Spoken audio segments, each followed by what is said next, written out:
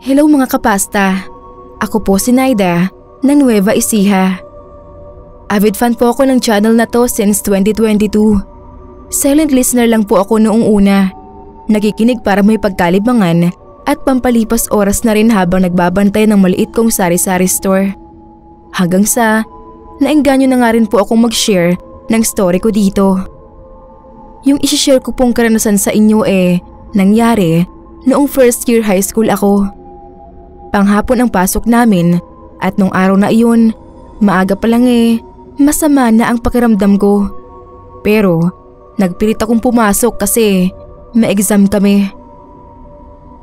Habang nasa loob ng classroom tinitiis ko lang yung sama ng pakiramdam ko.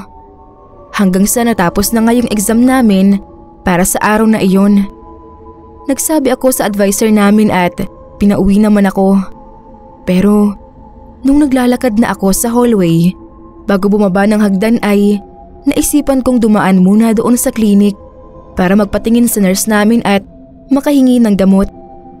Nung time kasi na yon ay ako lang mag-isa sa bahay namin. Lumuwas ng Maynila ang magulang ko at kinabukasan na raw babalik. Paglapit ko sa klinik ay bukas ang pinto pero walang tao. May lumabas na teacher sa katabing room. Sabi niya ay hintayin ko na lang daw yung nurse at baka lumabas lang saglit. Kaya pumasok ako sa loob at naghintay. Pero matindi na yung sakit ng ulo ko noon at inaapoy na ako ng lagnat. Nahihilo na rin ako kaya naisipan kong humiga sa kamang nandoon na natatabingan ng kurtina. Pero hindi ko namalayan na nakatulog na pala ako. Nagulat pa ako ng pagmulat ko ng mata ay madilim na at saglit kong nakalimutan kung nasaan ako. Nang maalala ko ay bigla ako napabalikwas ng bangon. Ang lakas ng kabog ng dibdib ko nang maisip ko na baka nasaraduhan ako sa klinik. Boba ako ng kama at nangapa sa dilim hanggang marating ko yung pinto. Kinapa ko muna yung switch ng ilaw. At tama nga, napagsaraduhan ako at naka-double lock ang pinto mula sa labas. Nagpanik ako. Kinalabog ko yung pinto habang sumisigaw sa pag-asang madinig ako ng guard ng school. Pero hanggang sa namaos na ako kakasigaw at sumakit na ang kamay ko sa paulit-ulit na pagkalampag ng pinto ay walang nakakarinig sa akin. Iyak na ako ng iyak noon sa takot hanggang sa napagod ako at hinihingal na naupo na lang. Nilalagnat pa rin ako noon at nangangatog sa ginaw. Naisipan kong magagilap ng gamot para kahit paano ay mabawasan yung nararamdaman kong pananakit ng ulo. Nakakita naman ako, mabuti at may tubig din doon. Uminom na lang ako ng madami para mapawi yung gutom ko. Hindi ko alam kung anong oras na at kung gaano katagal na ako doon. Pabalik-balik ako sa pinto at nakikiramdam. Hanggang sa maya-maya ay may naulinigan ako na mga yabag. Pinakinggan kong mabuti kung yabag nga ba ng tao kasi may naririnig din akong kalansing ng kadena na parang hinihila. Kinalabog ko uli yung pinto at nagsisigaw ako ng tulong.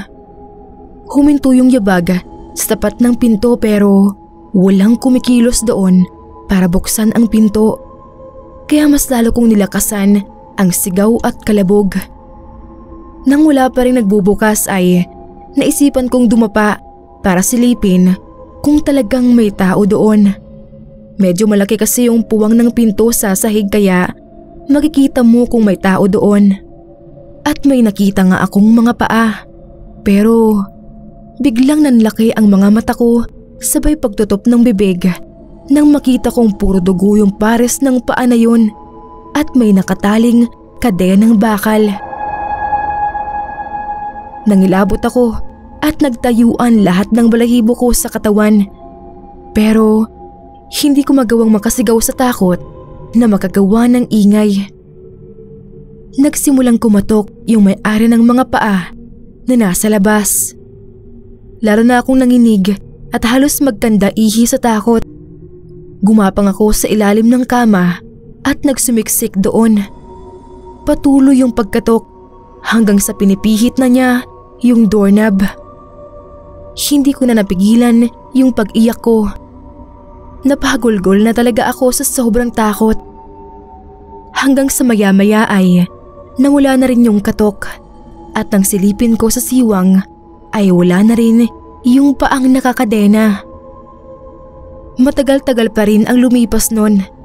Napipikit na ako sa antok nang marinig ko na may nagbubukas ng pinto. Napasiksik ako uli sa ilalim habang pigil ang hiningang nakasilip sa kurtina at nakita ko yung guard namin. Nakahinga ako ng maluwag at mabilis na tumayo at lumabas ng klinik. Madilim-dilim pa rin nun. Siguro ay mga alas 5 pa lang ng madaling araw. Abot-abot ang pasasalamat ko kay Manong Guard na naisipan mag-grooving. Nagtataka lang ako na hindi siya kumikibo at nagtatanong kung anong ginagawa ko doon at bakit ako nakulong. Palayo na ako noon at nang lingunin ko siya ay nanghilakbot ako nang yung paring pugot at nakakadena ang paa ang nakita ko doon.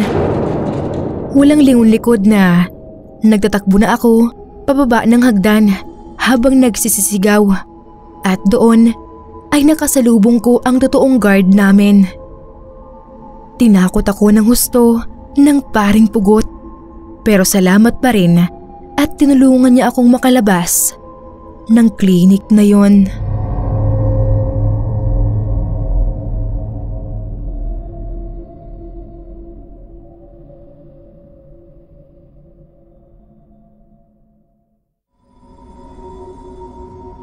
Isang pagbati po sa mga bumubuo ng YouTube channel na ito at ganoon din po sa mga walang sawang sumusubaybay kagaya ko. Ito po ang unang beses na magpapadala ako ng story ko dito. Tawagin niyo na lang po akong Juvie. Isa po akong guro sa public elementary school dito sa probinsya namin. Hindi ko na lang po siguro babanggitin kung saan ito.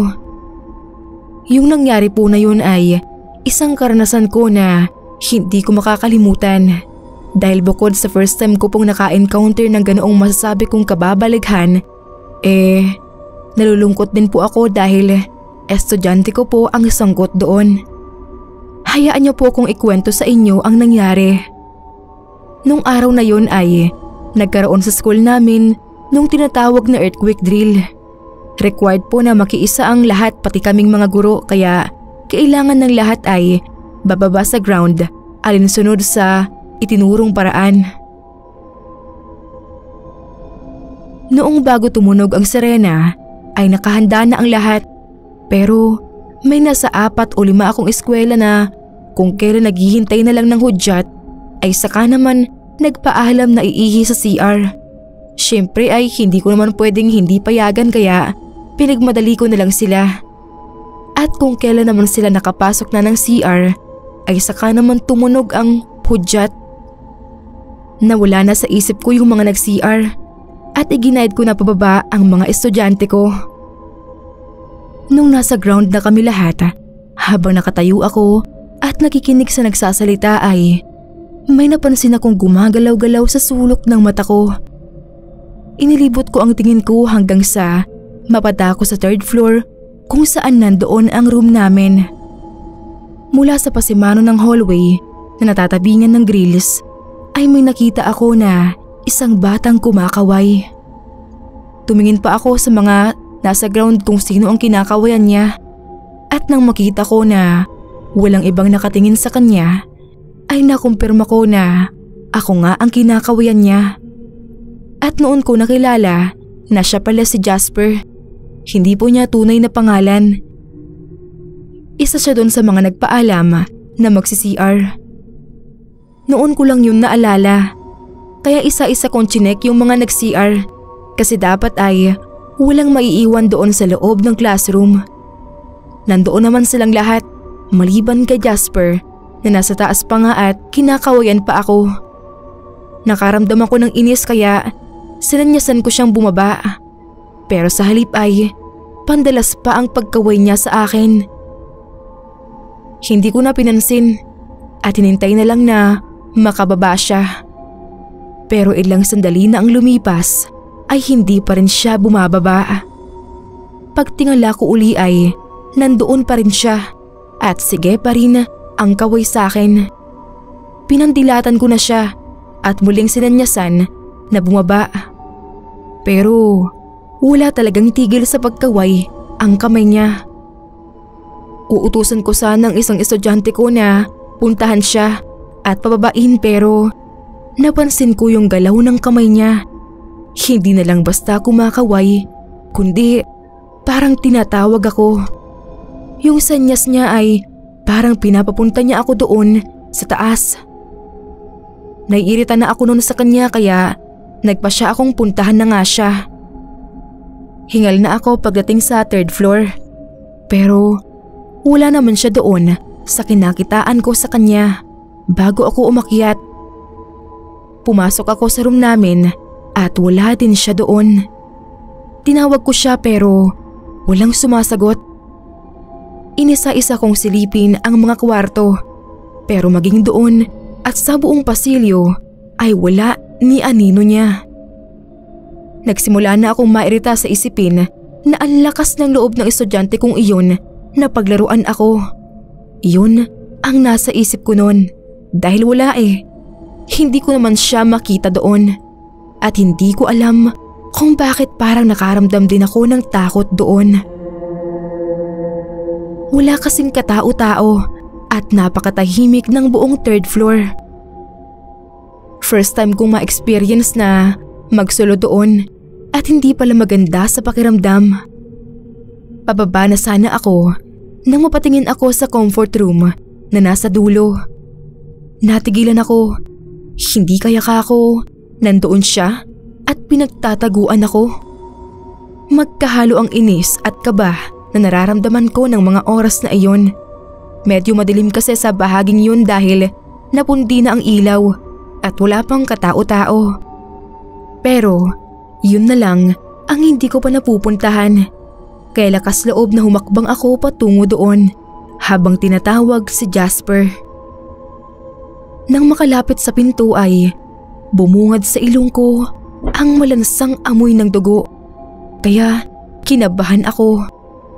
Pumasok ako at nakita kong galing iyon sa isang cubicle. Nanginginig na ang katawan ko noon at nang buksan ko nga ay nang hilakbot ako ng bumulaga sa akin ang nakahandusay na katawan ni Jasper na naliligo sa sariling dugo.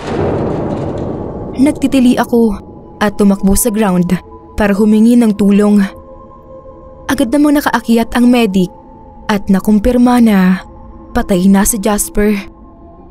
Nang i-check ang CCTV ay nakita doon na kasama siyang pumasok sa CR ng mga kaklase niya. Pero hindi na siya kasamang lumabas. Wala sigurong nakapansin na naiwan pa siya doon. Ayon sa Soko ay may 1 oras na raw napatay si Jasper nang matagpuan ko na maaring nadulas at nabagok ang ulo. Natulala ako noon. Hindi ko lubos maisip kung paanong nangyari na nakita kong kinakawayan ako ni Jasper kung may 1 oras na pala siyang patay.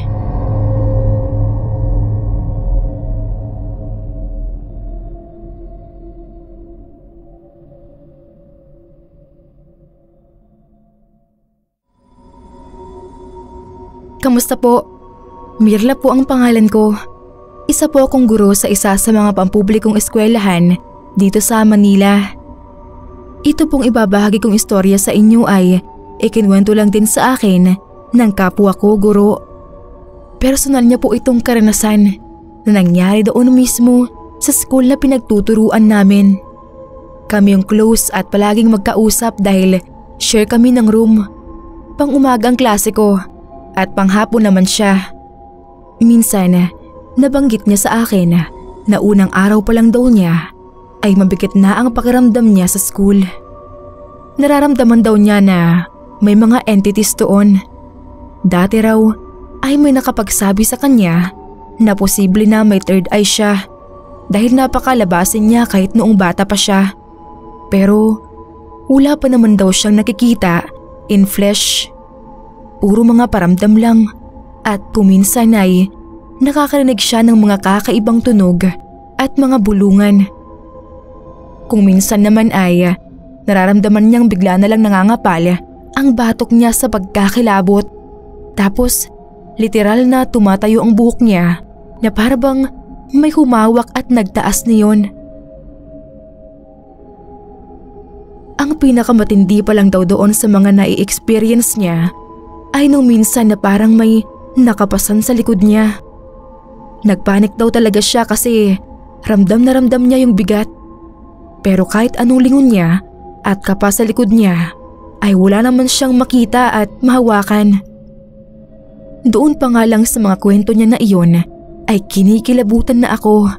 Ano pa kaya nung mga sumunod na araw na talagang may na-encounter na siya at sa mismong room pa na pinaghahatian namin. Kwento niya, araw daw ng Biyernes noon. Tapos na yung klase niya at nag-uwian na lahat ng estudyante niya, pati mga co-teachers. Pero alam daw niya na may mga non-teaching staff pa sa faculty. Nagpaiwan siya dahil gusto niyang tapusin na doon ang mga gawain niya na pang school. Weekend lang kasi umuuwi ang mister niya dahil nakadestino ito at gusto daw nito na pag nasa bahay siya ay sa kanya lang siya nakafocus. Kaya para wala silang pagtatalunan ay ganoon nga ang ginagawa niya. Nung hapon nga na iyon, abala siya at nagmamadali na nga siya pero hindi raw siya makafocus dahil may naririnig siyang sumisitsit. Nung una daw ay maya't maya pa siyang napapalingon pero nung kada silip niya at wala naman siyang makita, sa kanya na na-realize na wala na nga palang bata o teacher doon sa taas. Pero pilit daw niyang binaliwala iyon. Hanggang sa maya-maya ay nakita niya sa sulok ng mata niya na may dumaan sa pinto. Nang lingunin niya ay nagulat siya nang may makita siyang maliit na batang lalaki. Siguro raw ay nasa grade 1 lang yon. Nagtatakang nasundan niya ng tingin yung bata na habang lumalakad palayo ay nakalingon at nakatitig din sa kanya. Nakaramdam na siya ng kilabot nun pero lakas loob na dali-dali niyang sinundan iyon. Pero paglabas niya ng pinto ay biglang wala na agad yung bata. Nasa gitna yung room namin at malayo-layo pa yung hagdan kaya imposibleng nakababa agad yun. Sarado naman na lahat ng room doon. Pabalik na sana siya ng room nang matanaw niya sa baba yung bata. Nakatayo lang daw doon sa tabi ng flagpole at nakatingala sa kanya. Hindi niya maiwasang mapatitig din sa bata at hindi niya alam kung bakit nakaramdam siya ng kilabot noon. Pero pilit niyang inalis sa isip iyon dahil nga ayaw niyang pag-isipan yung bata. Tinanaw niya yung guard sa gate. Nakita niya na nakaupo ito doon. Nagtaka siya kung bakit hindi nito pinapauwi yung bata gayong malapit ng dumilim. Dahil hindi na rin siya makakapag-concentrate sa ginagawa niya at paggabi na rin ay pinasya niyang umuwi na lang. Bumalik na siya sa kwarto namin pero pagbukas niya ng pinto ay napasigaw siya sa gulat nang makita niya na nandoon sa tabi ng lamesa niya yung bata at matiim na nakatitig sa kanya. Napalingon siya sa ibaba at wala na nga doon yung bata. Paano siya nakapunta sa kwartong iyon nang ganoon kabilis? Nung mga oras daw na iyon ay alam na niya na hindi ordinaryong bata ang kaharap niya. Nanginginig na raw siya sa nerbiyos pero pilit niya pa rin nilalabanan ang takot. Dahan-dahan siyang lumapit sa mesa at kinuha ang mga gamit habang hindi inaalisan ng tingin ang bata. Tinangka niyang kausapin iyon at tinanong kung anong kailangan sa kanya. Pero hindi raw ito sumagot. Pero kinausap pa rin daw niya at sinabihan niya na huwag susunod sa kanya at huwag gagawa ng kahit na anong makakasakit sa mga tao doon. Nakatingin lang daw naman sa kanya ang bata. Nang makalabas ng kwarto ay lakad takbo na ang ginawa niya para makalayo na agad. Nang makarating sa gate ay nanginginig at nanalamig siya sa takot, kaya tinanong siya ng guard kung anong nangyari sa kanya. Sa halip na sumagot ay tinanong din niya yung guard kung nakikita ba nito ang batang nakasilip mula sa second floor. Nang sabihin nito na wala naman daw bata doon ay inaasahan niya na iyon. Tama nga ang hinala niya na hindi bastang bata iyon.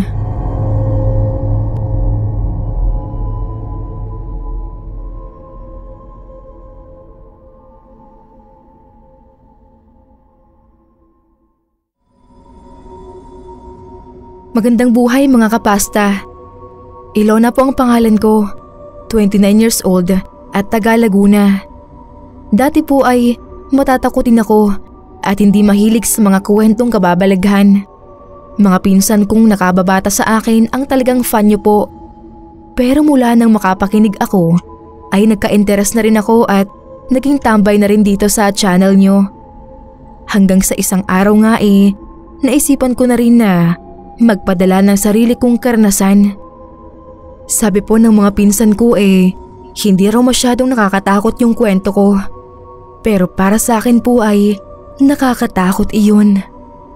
Katunayan nga, hanggang ngayon, kahit matagal nang nangyari iyon, kapag naaalala ko kinikilabutan at natatakot pa rin ako. Nangyari po iyon noon pang elementary pa lang ako at nasa Navotas pa kami nakatira.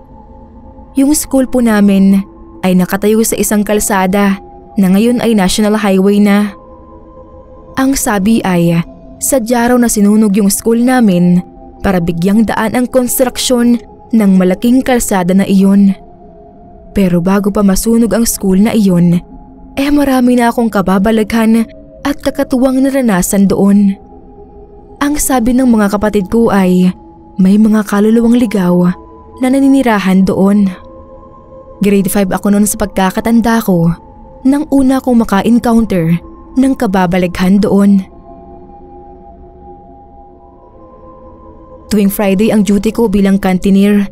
Subject namin iyon na HE, kung saan tumutulong kami sa kantin ng school para magtinda ng mga pang-recess at maghugas ng mga kasangkapang ginamit. Umaga ang klase ko at hapon naman ang duty ko. Matapos makapagluto at makwenta ang narimit na kita sa naka-assign na teacher doon na tawagin na lang natin sa pangalang Ma'am Martina, ay bumabalik na yun sa office at naiiwan kaming mga cantineer. Noong time na yun, nakatayo ako sa pinto. Pagkatapos ng gawain niya, ay lumabas na si Ma'am Martina. Nadaanan pa niya ako noon at binilinan pa na huwag iiwang bukas ang gripo at ilaw. Kasalukuyan pa akong nakatanaw sa kanya noon nang maya-maya ay nakarinig ako ng lagaslas ng tubig mula sa gripo at kalansing ng mga gamit sa lababo na parang iniurong. Napalingon ako sa gawin ng kitchen. Natakot agad ako kasi alam kong wala namang ibang tao doon nung mga oras na iyon, kundi ako na lang. Kaya nga nakatayo ako sa pinto para hintayin ang dalawang kagrupo ko. Pero malakas ang tunog ng tubig, kaya lakas loob na pumasok ako. Muntik na akong mapatalon sa gulat nang makita ko si Ma'am Martina na nakatalikod at naghuhugas ng mga tasa. Hindi ko alam kung paano nangyaring napunta siya uli doon nang hindi dumadaan sa harap ko.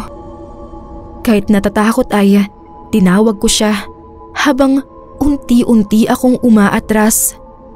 Lumingon siya at nabigla ako nang makita kong purong itim lang ang mata at bibig niya.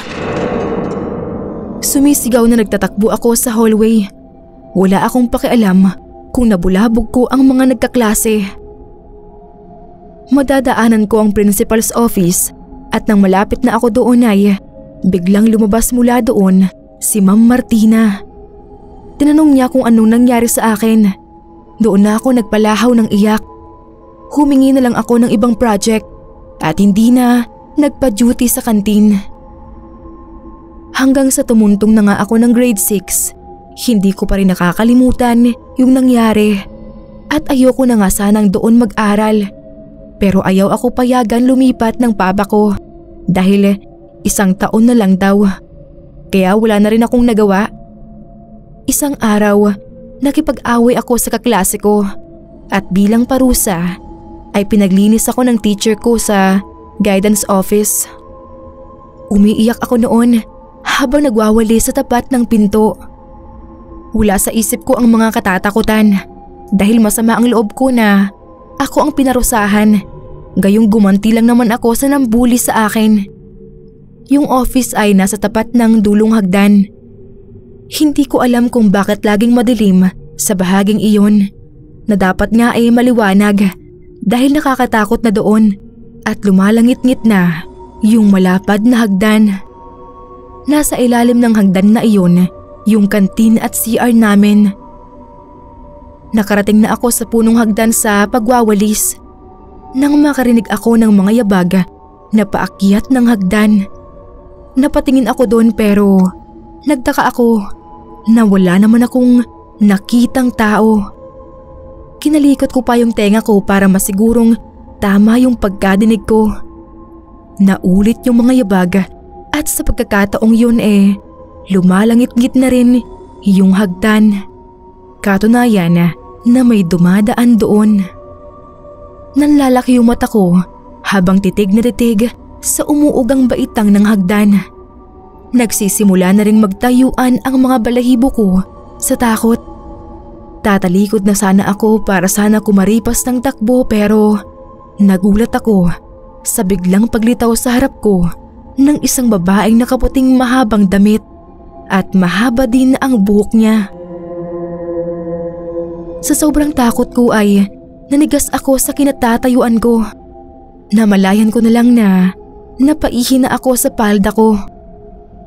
Ilang araw matapos ang pangyayaring iyon, nasunog na yung school namin. Kasama ako ng mga kapatid ko na nakiusyuso nung mag-umaga na at apula na ang apoy. Habang tinatanaw ko yung natupok na school namin mula sa kabilang kalsada, ay napaisip ako kung kasama rin ba kayang nasunog ng school yung mga multo at espiritong nakatira doon.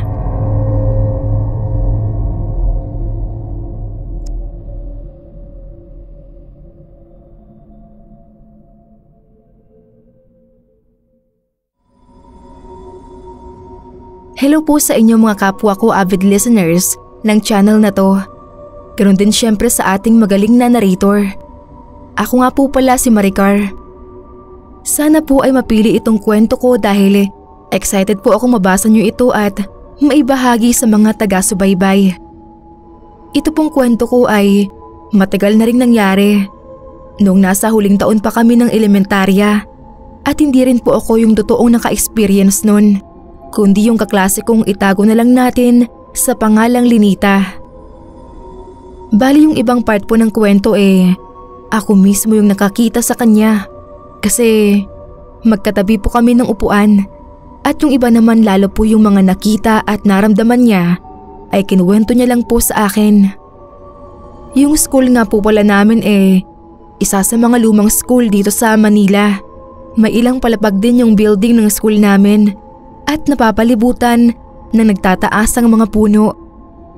Ako po mula grade 1 ay doon na nag-aaral habang si Linita naman ay transferee.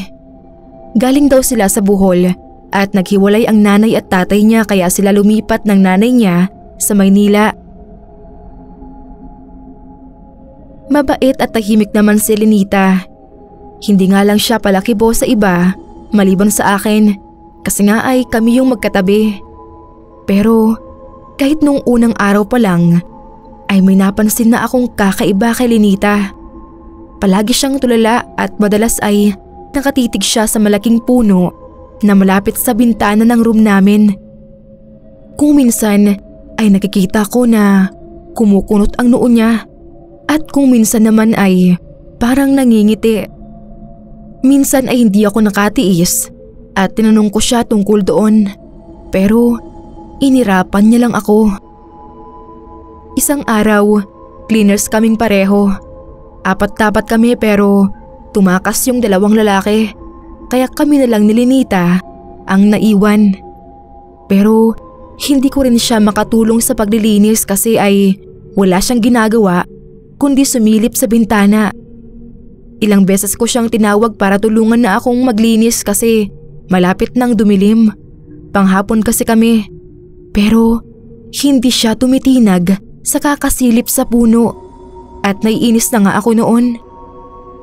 Maya-maya ay nagulat na lang ako nang makita kong hawak-hawak na ni Lenita ang isang sanga ng puno at pilit niya yung hinihila papasok ng bintana. Sinaway ko siya dahil baka mabasag ang jealousy ng bintana. Pero bago pa ako makalapit sa kanya, ay nagawa na niyang mahila papasok ang malaking bahagi ng sanga. Galit na ipinagwagwagan niya iyon, kaya nagkandalagas ang mga dahon sa sahig ng room namin. Hindi ko alam kung matatakot ako o ano sa reaksyon ng mukha ni Lenita at sa mismong ginagawa niya. Napatulala na lang ako sa kanya. Maya-maya ay may inilabas siyang kutsilyo sa bag niya habang hindi binibitawan ang sanga. Nabigla ako. Hindi ko akalain na kababae niyang tao ay magdadala siya ng kutsilyo sa bag niya. Muli ay galit na pinagtataga niya ang sanga. Hindi na ako nakatiis at patakbo kong pinuntahan ang teacher namin na nasa principal's office. Pero pagbalik namin sa room ay kalmadong nakaupo na si Lenita at nililigpit ang mga gamit niya. Binitawan na niya ang sanga at siguro ay winalis niya ng mabilis ang mga dahon dahil wala na ito sa sahig.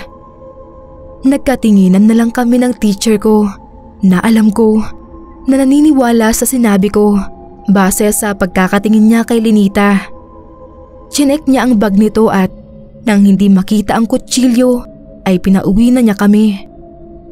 Habang naglalakad kami ay sinabi ni Lenita na may maitim daw na lalaki na nakatira sa puno kaya sisirain niya yung bahay nun. Nang mga sumunod na araw ay naging ilag ako kay Lenita. Natatakot na kasi ako sa mga ikinikilos niya. Pero hindi ko magawang ipahalata kasi ay baka lalo siyang magalit sa akin. Mula nang mangyari iyon na hinila niya ang sanga papasok, ay kapansin-pansin na mas dumalas ang mga kakatuwang kinikilos ni Lenita. Palagi siyang nakatitig sa puno. Kung minsan ay parang nagugulat, tapos maya-maya ay manlilisik ang mga mata. Tapos minsan tatanungin niya ako kung nakikita ko raw ba yung maitim na lalaki na nakatira sa puno. Yung kapitbahay daw namin. Sa takot ko ay sinabi ko na iyon sa teacher namin pero alam na pala niya iyon dahil inoobserbahan niya si Lenita. Kaya minsan ay kinausap na siya pero nakapagtataka naman na kapag kaharap niya ang teacher namin ay matinong-matino siya. Hanggang isang araw ay nag-dismiss na ng klase at isa-isa nang naglabasan ang mga kaklase ko at naghahanda na rin ako. Si Lenita naman ay nakayuko at walang katinag-tinag. Maya-maya ay bigla na lang siyang nagkikisay at lumupasay sa sahig habang nagsisisigaw. Napatakbo kami lahat at nagkagulo na. Nagwawala siya at nambabato habang nanlilisik ang mapupulang mata. Pinagtulungan siyang pakalmahin ng mga lalaking teacher namin pero malakas siya. Ang sumunod na natatandaan ko noon ay pinatignan siya sa isang albularyo at ayon dito ay may kapitbahay nga daw na masamang espiritu ang school na nakatira sa punong iyon na siyang gumagambala kay Lenita. Nagawa daw nitong pasukin si Lenita dahil sa magulong isip nito at pusong puno ng galit dahil sa paghihiwalay ng magulang niya.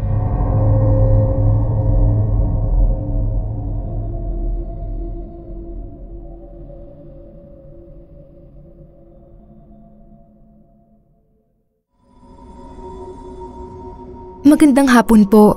Ako po si Nerissa. Isa po akong elementary teacher dito sa Camarines Norte. Mga nasa 6 na taon na rin po akong nagtuturo dito. At sa paaralan na po ito ay may mga kababalighan na rin akong nararanasan na sadyang binabalewala ko lang. Pero nung nakaraang taon lang ang nagpakilabot sa akin talaga ng husto. Malaki ang paaralan na pinapasukan ko. At may mga malalaking puno, kaya siguro may mga elemento ng naninirahan. Isang hapon nun, kagagaling ko lang sa principal's office dahil nagpasa ako ng requirements ng mga estudyante ko nang may makasalubong akong bata sa may koridor. Payat na batang lalaki na nakauniforme na medyo makutim pa nga. Siguro mga nasa grade 1 lang siya kung titignan. Pero ang kilos niya ay parang naliligaw at hindi alam kung saan silid-aralan siya nang galing. Dahil palinga-linga siya, kaya tinanong ko kung kaninong estudyante ba siya para maihatid ko siya kung saan ang classroom nila. Saglit lang siyang tumahimik at sinabi niya na si Ma'am Reyes daw ang teacher niya. Ang classroom nila ay nasa 2nd floor ng paaralan. Kaya hinawakan ko na siya sa kamay para maihatid na siya sa classroom nila dahil mga kalahating oras na rin ang nakakalipas nang matapos ang recess ng mga estudyante. Nang hinawakan ko na ang kamay niya ay bigla akong nagtaka dahil sobrang lamig nun at parang kasing tigas ng kahoy.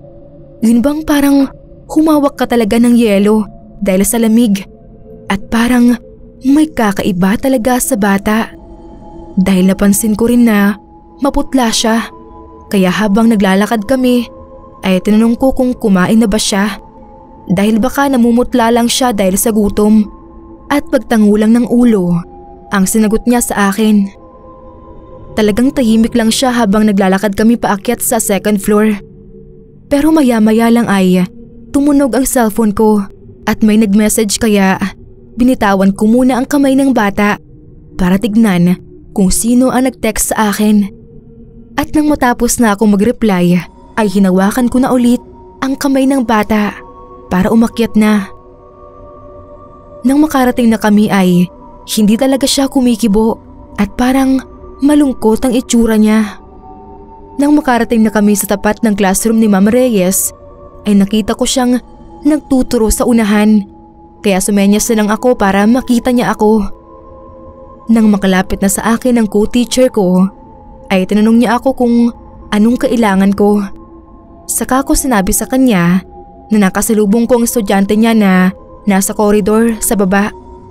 At hindi yata natatandaan ang classroom nila kaya hinatid ko na lang. Nang tatawagin ko na ang bata, ay nagtaka ako kung bakit wala siya sa likuran ko. Hindi ko rin naman siya nakitang pumasok sa classroom ni Ma'am Reyes. Pati si Ma'am Reyes ay nagtaka rin sa sinabi ko. Ang mali ko lang pala ay hindi ko na itanong ang pangalan ng bata. Ang sabi ni Ma'am Reyes ay wala naman daw akong kasunod na bata habang tinatawag ko siya. Nahiya pa nga ako kay Ma'am Reyes dahil baka isipin niya na nababaliw na ako. Kaya sinabi ko na lang ang itsura ng batang nakita ko sa koridor.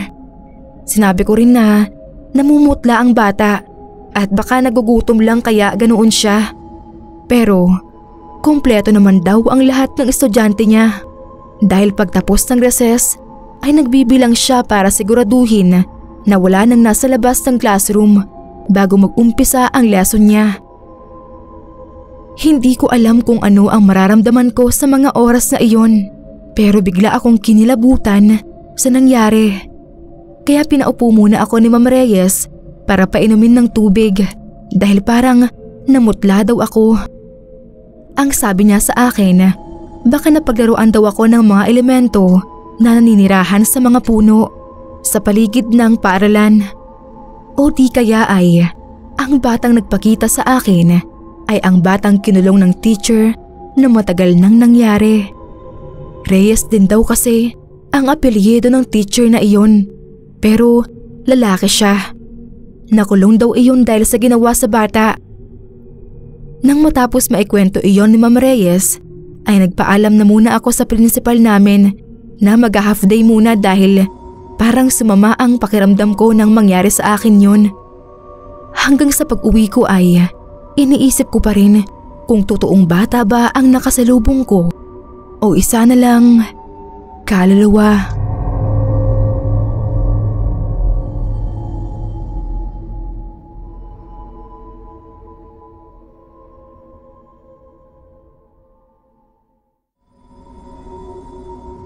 Hello po, ako si Angie.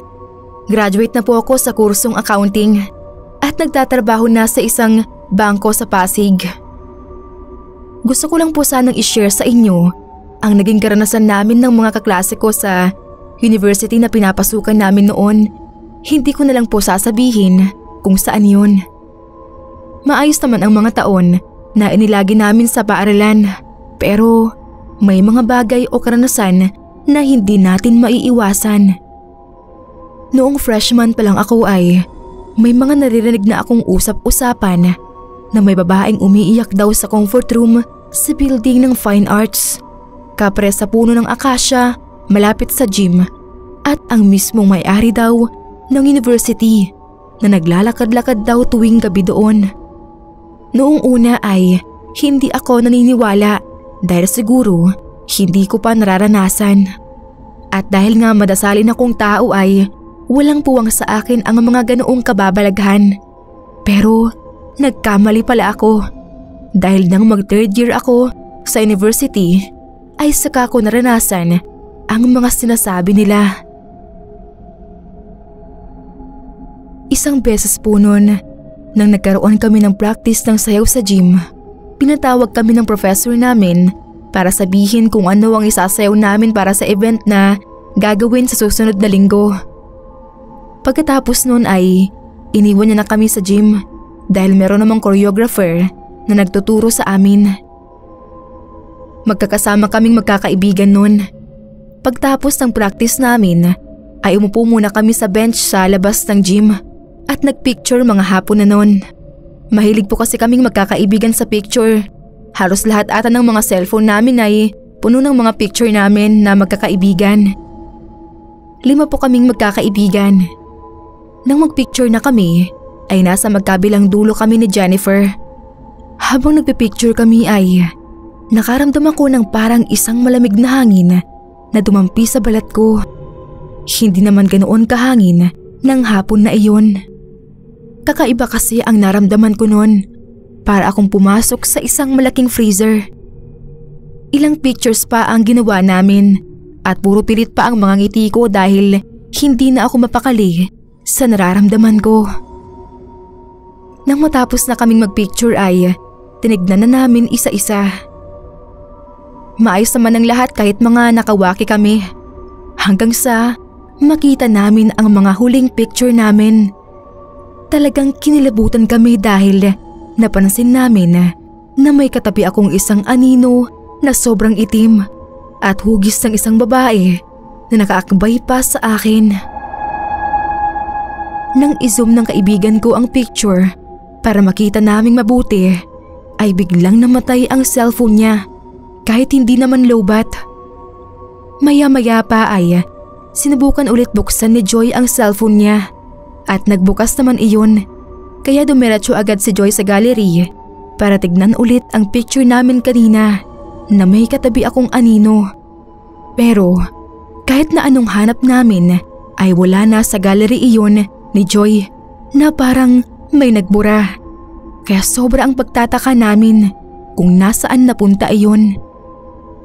Nag-aya na si Joy na umuwi na kami dahil natatakot na rin siya. Parang nainis pa nga siya noon dahil cellphone niya ang ginamit namin sa pagkuha ng picture dahil nga nagkaroon na ng kakaiba sa mga picture namin kanina. Nang makauwi na kami, ay hindi ko pa rin makalimutan ang anino na nasa tabi ko noon. Hindi naman masasabing edited dahil wala namang ibang nakikialam sa cellphone ni Joy. Kinabukasan noon ay napag-usapan ulit namin ang tungkol doon. Ang sabi ni Jennifer ay huwag na raw ulit kaming kukuha ng picture sa malapit sa puno ng akasya dahil ang sabi ng janitor doon ay may laman daw yun na mga masasamang elemento. Matanda na rin kasi ang punong iyon ng akasya, kaya siguro ganon. Isang beses pa nga nun nang mahuli ako sa pag-uwi dahil may mga ipinasa pa akong mga requirements, mga bandang 7:00 na ng gabi nun. Napadaan ako sa harap ng akasya at nag-iba rin ang pakiramdam ko, yung para bang may mga matang nakatingin sa akin. Sakto naman na nahulog ang notebook na dala ko sa tapat pa mismo ng akasya. Pag-angat ng ulo ko noon ay kitang-kita ko yung bulto ng tao na sobrang itim na nakatingin sa akin. Dahil sa takot ko ay parang natulala na lang ako.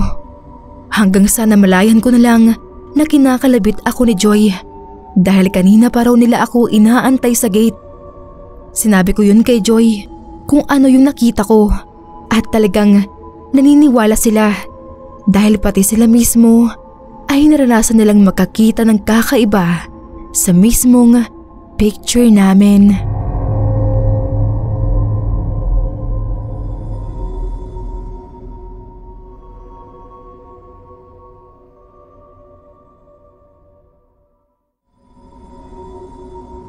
Hello po sa inyo. Tawagin niyo na lang po akong Teacher Diana. Isa po akong high school teacher. Medyo matagal na rin po ako dito sa school na pinapasukan ko. Gusto ko lang pong i-share sa inyo ang kwento tungkol sa advisory class ko.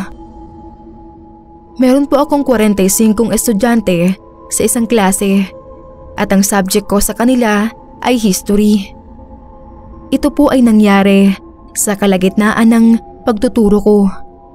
Habang nasa unahan ako at nagsusulat sa board at tinatalakay ko ang mga aralin, ay may nahagip ang mata ko sa pinto ng classroom. May nakita akong isang estudyanteng babae na nakatayo sa may pinto. Kumpleto naman ang suot niyang uniforme. Meron pa nga siyang ID. Pero ang nakaagaw ng pansin sa akin at ang pinagtaka ko ay kung bakit puro bahid ng dugo ang uniforme niya. At ang nakakatakot pa ay nakatingin lang siya sa mga estudyante na tinuturuan ko. Pinipilit ko na lang na makapag-focus sa tinuturo ko kahit sa kabila ng nakikita ko. Ang mga ganoong bagay ay parang naging parte na ng buhay ko dahil nakabukas ang third eye ko. Pero kahit ganoon ay hindi ko pa rin magawang masanay sa mga kaluluwang nakikita ko na hindi nakikita ng mga pangkaraniwang tao. Ang ganoong kakayahan ay namana ko raw sa lola ko na namatay na. Isa siyang manggagamot at nakakakita siya ng mga multo o mga ligaw na kaluluwa. Hindi ko rin alam kung blessings ba o kamalasan ang magkaroon ng ganoong kakayahan. Nagpanggap na lang ako na walang nakita at hindi nagpahalata sa mga estudyante ko kahit na medyo natatakot na rin ako. Pinagpatuloy ko na lang ang pagtuturo sa unahan kahit alam ko na nasa loob pa ng classroom ang estudyanteng multo. Mga nasa 30 minutos pa ang natapos namin sa unang aralin at sinunod ko naman ang iba pang ituturo. Maayos namang nakikinig ang mga estudyante ko nang mapatingin na naman ako sa sulok ng classroom kung saan una kong nakita ang estudyanteng babae na may tugo sa uniforme. At sa pagkakataong iyon ay medyo nakahinga na ako ng maluwag dahil wala na doon ang multo ng bata. Pero mali pala ako ng akala dahil nang mapatingin naman ako sa likod ng estudyante ko sa harapan ay nakita ko na naman ang multo ng estudyante na nakatayo sa pinto. Duguan pa rin ang uniforme niya at nakatitig sa akin at dahan-dahan siyang ngumiti na parang nakakaloko. Na parang alam niya na nakikita ko talaga siya. Doon na talaga lumakas ang kabog ng dibdib ko dahil ang bilin ng lola ko sa akin bago siya mamatay ay wag daw akong magpapahalata sa mga kaluluwa na nakikita ko sila dahil lalo lang daw akong lalapitan ng mga kaluluwang ligaw. Pinilit ko pa rin makapag-focus sa tinuturo ko dahil ayokong mapansin ng mga estudyante ko na may kakaibang nangyayari sa akin. Maya-maya pa ay umalingasaw ang amoy ng sampagita na parang pinapasok na sa ilong ko dahil sa sobrang lapit ng amoy. At hindi ko alam kung saan nanggaling iyon. Ang akala ko ay ako lang ang nakakaamoy nun. Pero nagulat ako nang pati pala ang mga estudyante ko ay naaamoy at hindi lang daw isang beses iyon na naamoy nila sa loob ng classroom. Wala namang tanim na sampagita sa loob ng paaralan.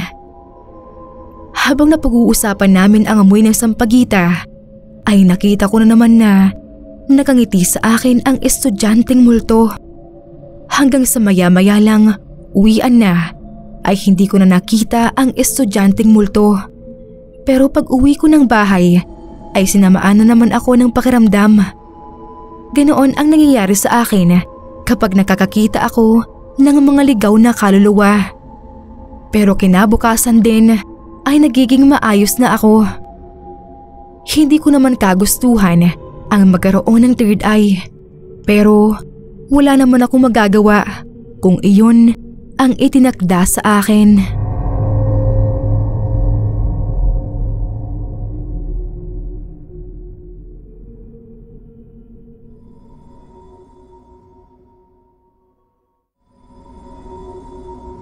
Kamusta po? Ako si Rose. Taga rito po ako sa Tacloban.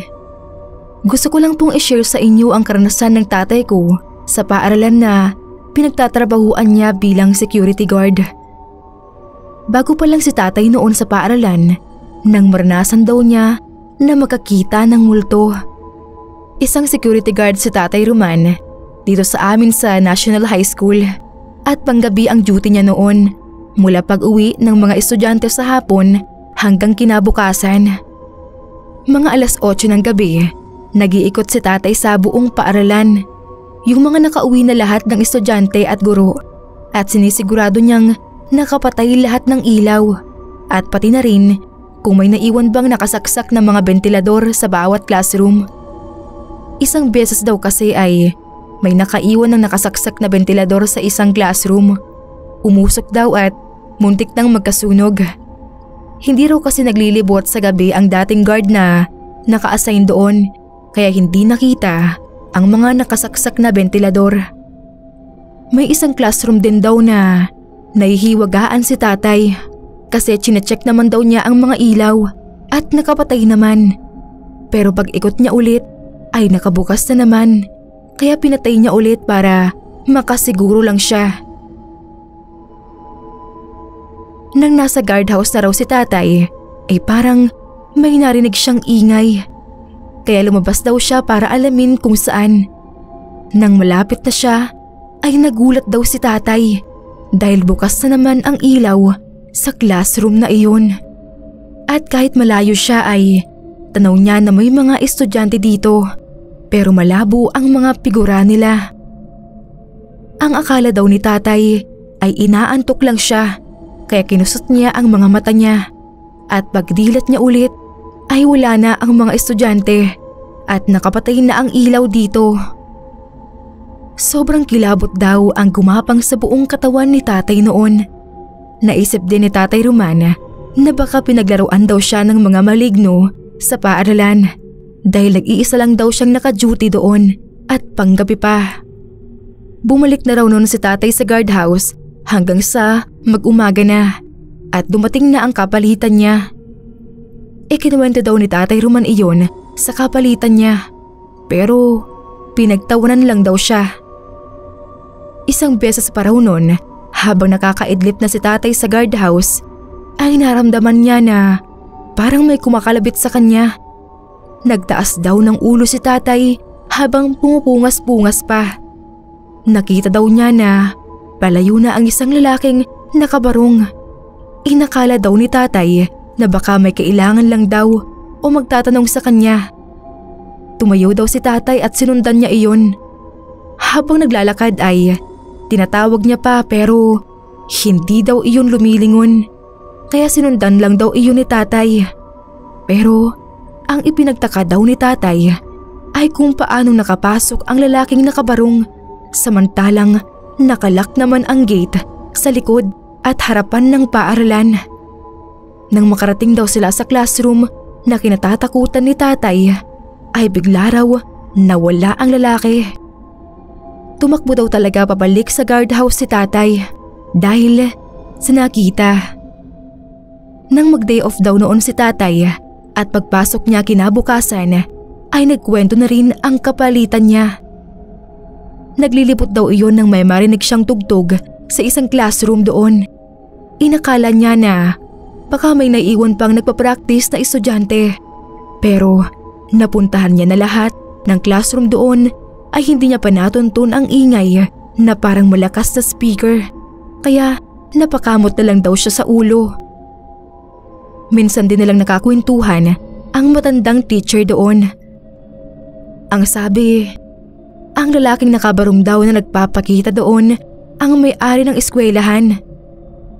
Naglilipot daw iyon tuwing gabi dahil hanggang ngayon ay hindi pa rin niya maiwan ang pinatayo niyang eskwelahan. Ang sabi din nila ay may mga naninirahan daw talaga sa eskwelahang iyon dahil may mga malalaking puno sa likod nito. Dahil kahit saan mang parte ng eskwelahan ay may nararamdaman sila tatay. Sa kantin tuwing gabi din daw ay may mga nagkakalampagan na mga plato at baso kahit sarado na. Minsan din tumutunog ang piano sa music room kahit wala namang gumagamit.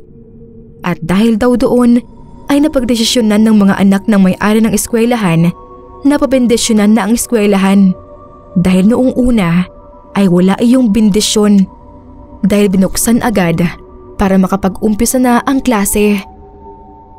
Kaya simula nang ginawa nila iyon ay wala nang nagpaparamdam na mga ligaw na kaluluwa.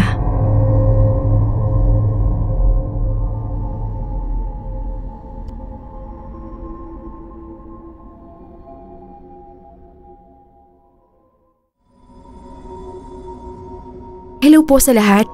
Ako si Mitch. Ang storyang ibabahagi ko sa inyo ay nangyari sa isang private school sa Bacolod kung saan ako nag-aral ng high school. Maraming kwentong katatakutan sa school namin na iyon. Kahit noong nag-aaral pa ako doon, ang papa ko ay may mga kwento ng nagsisilabasan tungkol sa mga multo.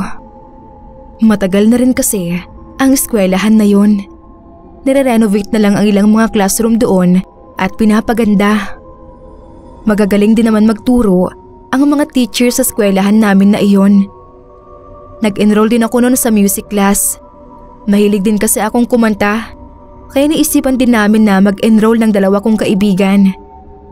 Naging tambayan namin ang music room na iyon at nasa 4th year high school na ako noon nang maranasan ko ang kababalaghan sa music room na tambayan namin kapag tapos na ang klase. Isang beses noon, madilim-dilim pa nang pumasok ako at wala pa halos tao sa eskwelahan kaya tumambay muna ako sa music room. Hiniram ko sa guard ang susi noon habang inaantay ang best friend kong si Angie. Hindi ko na rin binuksan ang lahat ng ilaw dahil ako pa lang din naman ang mag-isa doon sa kwarto. Nakapwesto ako sa upuan malapit sa pinto para kapag dumaan si Angie ay makikita ako. Habang inaaral ko ang bigay na gitara ng papa ko, maya-maya pa ay mula sa loob ng music room ay narinig kong tumunog ang piano na nasa bandang sulok ng kwarto. Madilim sa parting iyon kaya hindi ko maaninag kung sino ang nagpatunog. Inisip ko na lang na baka dumating na yung music teacher namin at siya ang nagpatugtog ng piano. Maya-maya lang din ay nawala na kaya nagpatuloy na ako sa pagtugtog ng gitara. Nang nasa kalagitnaan na ulit ako ng pagtugtog, ay nagbukas ulit ang piano. Kaya nagdesisyon na ako na lapitan iyon. Dahil kung ang music teacher namin ang nagpapatugtog noon, ay lalapitan ko siya para magtanong sa sunod naming lesson. Nang makalapit na ako sa pwesto ng piano, nagulat ako at medyo kinilabutan dahil wala namang kahit sinong tao ang nandoon o bakas na nanggaling sa piano. Sumigaw pa ako ng malakas para magtanong kung may tao ba doon sa loob, pero nag-e-echo lang ang boses ko at wala namang lumalabas na tao. Kaya mabilis akong lumabas ng music room dahil nakaramdam na ako ng takot. Hindi ko na iyon kinuwento sa mga kaibigan ko at hindi na lang ako nagpapauna sa music room nang walang kasama. Ang akala ko dahil may kasama na ako ay hindi ko na mararanasan na maparamdaman ng multo. Pero nagkamali ako. Mga bandang December noon, halos kada uwian namin ay nagpa-practice kami sa music room dahil lalaban kami sa ibang eskwelahan bago dumating ang Pasko. Medyo malaki kasi ang premyo at kapag nanalo kami ay karangalan din ng eskwelahan ang dala namin. Araw ng Sabado noon at walang pasok ang mga estudyante kundi kami lang na magpa-practice sa music room. Naging maayos naman ang buong maghapon na pag-practice namin sa music room. Wala namang kababalaghan na nangyari nung araw na iyon hanggang sa mag-alas 5 na ng hapon at natapos na kami sa pag-practice namin. Sabay kaming lumabas ni Angie at pinatay na namin ang mga ilaw dahil sa amin ibinilin iyon ng professor namin. Habang palabas kami ng eskwelahan ay nakapako sa bulsa ko na wala ang cellphone ko kaya sinabi ko kay Angie na balikan namin. Kaya sakto lang naman na kanina pa naiihi si Angie kaya ako na lang ang napilitang bumalik sa music room. Kahit takot ay nilakasan ko na lang ang loob ko. Nang makarating ako sa music room ay nagulat ako. Bakit nakaawang ang pinto samantalang inilak namin iyon? Pagbukas ko ay laking gulat ko na nandoon yung professor namin at tumutugtog ng piano. Kaya nang akmang lalapitan ko na siya at tatanungin ay hindi niya ako nilingon. Sa pagkakataong iyon ay gumapang talaga ang kilabot sa katawan ko at napatakbo ako ng mabilis sa labas at nakasalubong ko doon ang professor. Kaya tinanong niya ako kung bakit ako namumutla. Sinabi ko naman sa kanya na nakita ko siya sa music room. Paano daw mangyayari iyon? Kanina pa siya sa guardhouse at kami na nga lang ang inaantay niya para makuha ang susi. Halos mahimatay na ako noon sa sinabi ng professor namin dahil kung hindi siya yung nasa music room, malamang nga isang doppelganger ang naabutan ko doon. At simula noon, hindi na talaga ako nagtatangkang pumunta mag-isa sa music room.